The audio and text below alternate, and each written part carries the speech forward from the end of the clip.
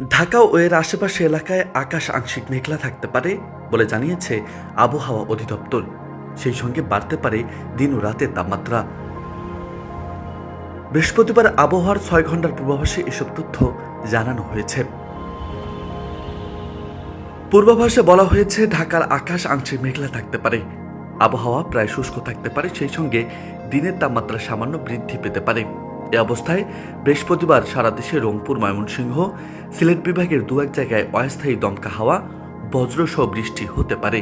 এছাড়া দেশে অন্যত্র অস্থায়ীভাবে আংশিক মেঘলা আকাশ সহ সারা দেশের আবহাওয়া শুষ্ক থাকতে পারে।